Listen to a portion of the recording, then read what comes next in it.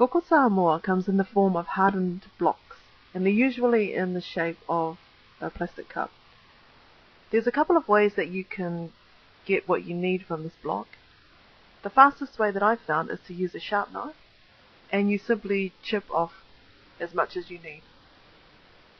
What you'll end up with is koko that still has parts of the cacao nib in it. The nib is called bengal in Samoan, and we like to chew on that when we're drinking it. But you can see here there's still parts of the bengal in this koko. The other way you can do it is to grate the block on a cheese grater. Now you can't see it now because all the koko has ended up inside the grater. But the koko you end up with is pretty similar to chipping it off. You can see here there's still parts of the bengal in this koko as well. Now if you really like your bengal big and unchipped, then just take massive chunks off the block.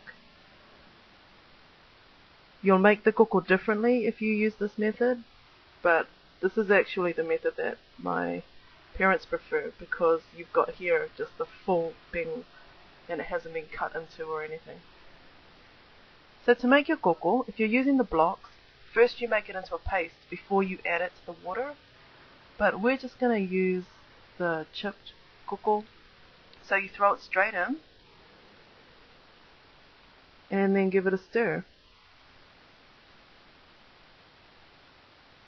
Now you'll see the big difference between this and finished product because we're going to let it simmer for about 10 or 15 minutes, and you see here there's a nice sheen over the top of the koko, and that comes from the oils, the cocoa oil which was released in the simmering, and you've got here a really dark thick liquid.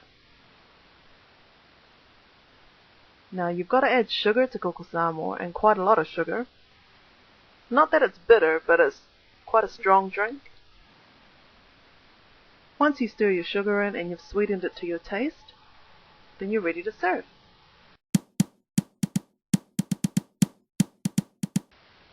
Before you serve Koko Samoa, and also while you're serving it, be sure to swirl it around so that the bengal is evenly distributed. You want every cup to have equal amounts of bengal, and you don't want the bengal to just sink to the bottom of the pot. Feel free to add milk if you like, although it tastes just as good without it.